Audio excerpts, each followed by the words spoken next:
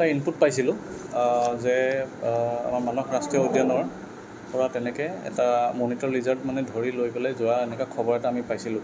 তো এই গোপন সূত্ৰৰ পমখেদি আমি যেতিয়া মানে বস্তুটো চাৰ্চ কৰিলোঁ, আমি 1 নং লক্ষীজোৰা ভিলেজৰ কামেশ্বৰ ৰায় বুলি কয় এজন পাৰ্চন আছে। তেওঁলোকৰ ঘৰত আমি 3জন লোকক আমি কালি কৰায়ত্ব কৰিবলৈ সক্ষম হৈছোঁ আৰু লগতে আমি মনিটৰ লিজাৰ্ডৰ মানে এনিমেল পাৰ্টছ আমি পালোঁ। তো মানুহকেইজনৰ নাম হৈছে আপোনাৰ বকুল ৰাজবংশী, পিতা নিমাই ৰাজবংশী 1 নং লক্ষীজোৰা।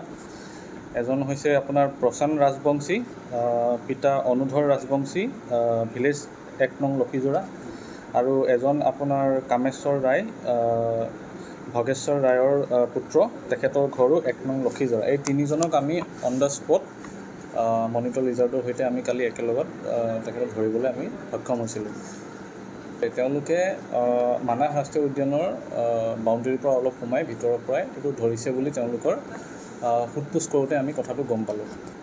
আৰু এইটো আপোনাৰ বেংগল মনিটৰ লিজাৰ্ডটো আমাৰ যোনটো আমাৰ বন্যপ্ৰাণী সুৰক্ষা আইন 1972 আছে, তাৰ জৰিয়তে আমাৰ শ্বেডিউল 1 স্পেচিছ হোৱাৰ কাৰণে তেওঁলোকৰ বাকী যোনখিনি আইনগত যাৱতীয় ব্যৱস্থা এইখিনি আমি এতিয়া প্ৰচেছ কৰি আছোঁ।